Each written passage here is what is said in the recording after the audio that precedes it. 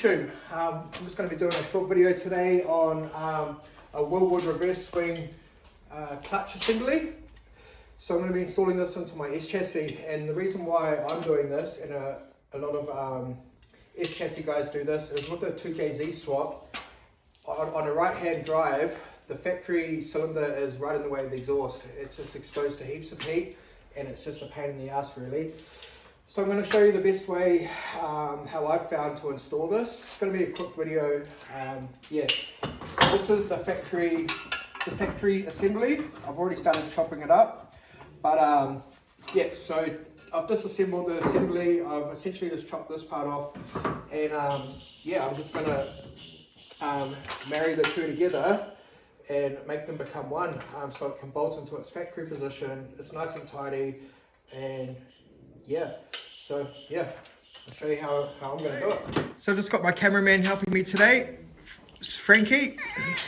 Look at the size of my baby's legs. She's a big girl. Yeah.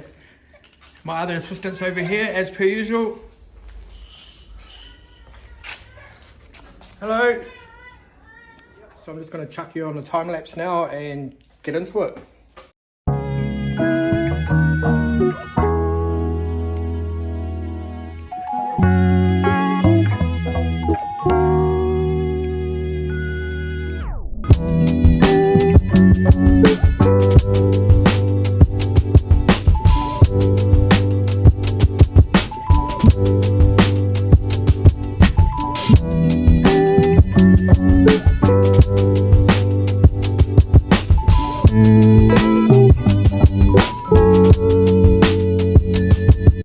So far has chopped this factory cradle down. I've also chopped some flat bar to 12 centimeters long, and this is 50 by 3 millimeter. I've chopped this 25 by 25 angle iron, and I've just drilled a 10 mil hole in it. And I've chopped this 19 mil bit of pipe I found laying around, and drilled these out just ever so slightly with the step drill. And essentially this is going to be a dowel that slides through. Yep. And this is going to sit in the bottom here, which that will bolt to. And these will be on the sides with holes in the middle with a nut and bolt that will go through the dowel. The reason why I just didn't put a plate over here at the bottom is this needs to be able to slide in.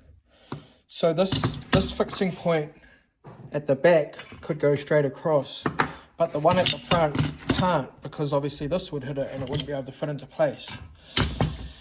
And that's why I've come up with yeah, this solution that will go like that, and then I'll just run a bolt through it. Yeah, the bolt's around here somewhere. Yeah, so I'll just run a bolt through that, and then I'm going to see how sturdy that all is, and then if it's not, then I'll probably just run a bit of, yeah, something, yeah. But I'll let you know how that gets on the time lapse now and get into it.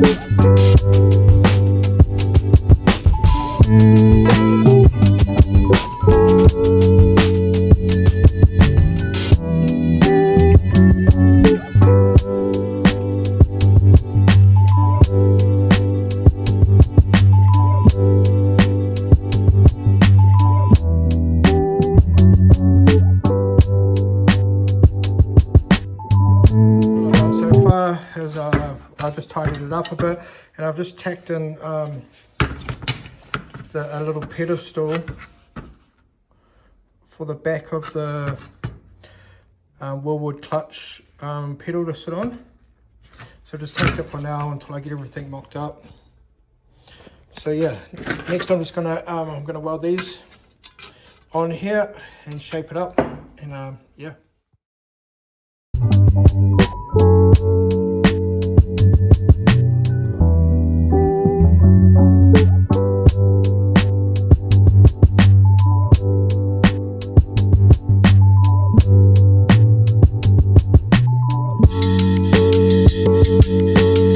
happy with how this piece has turned out.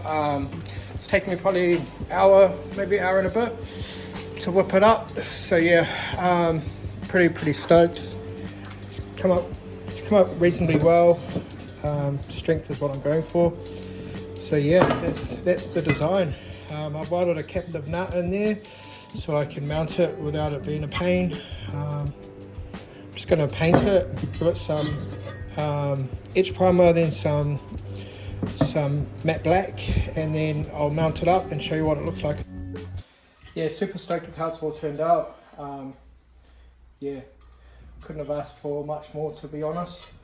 So yeah, the reason why I use this dowel and this sort of setup, the dowel's to stop these brackets from flexing, and it's giving it something solid to clamp to. And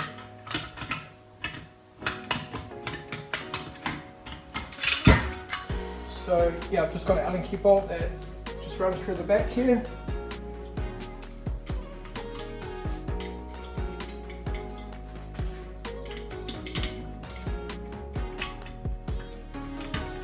And that's just on a captive nut that I've welded to the bottom of the plate.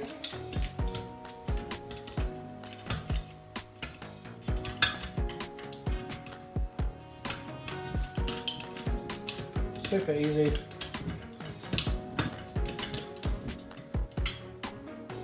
Tighten that up, and then just some basic hardware, a couple of washers.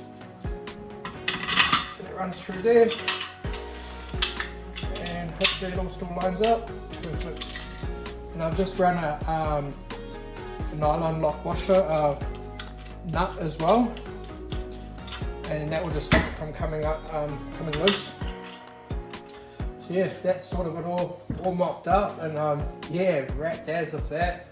Looks really nice and tidy. So yeah, I'll take you over to the car and show you how it all fits.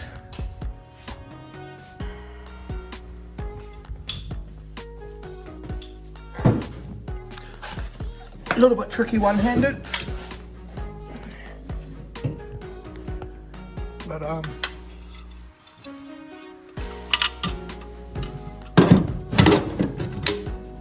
so it just mounts to the factory position there, and I had to drill this bolt out as I've welded a nut on the back of this one, and that's so because the bolt couldn't go that way anymore, so now it can go that way. Yeah, super happy with that.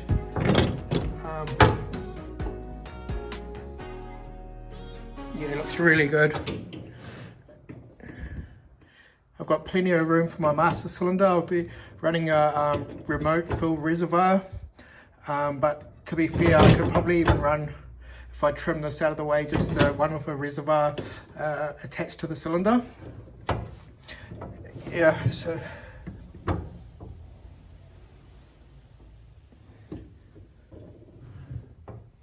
yeah, it's all mounted in its position.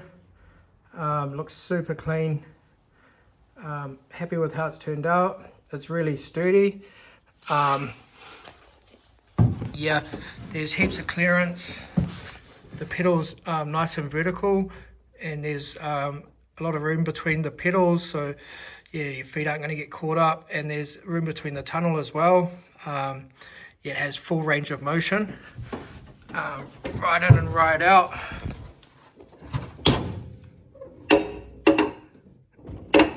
Which is cool. Yeah, but like I mentioned earlier in the video, strength was the main goal. So yeah, it's tied to its original position up here, then also two big through bolts that go through, and there will be a plate on the other side of 2 bolts on the other side. So yeah, that's going to be all for this video. Hope you guys have enjoyed the video and learned something. If you want to follow along for the rest of my build, it's going to be a ground up build start to finish. We're going to be 2JZing it, G-force dog box, all the good stuff. Yeah, making 700 horsepower. So yeah, the next thing I'll be tackling is roll cage. So it's out for delivery, should be here Monday, and yeah, I'm going to get into that. So yeah, pretty excited about that. Be my first time doing anything of that scale. It's, yeah, not an easy task, but yeah, I've been practicing my notching and my welds in my spare time, but by no means I'm a fabricator or anything like that. I just like to do stuff myself in my garage, and I don't like paying other people to do it.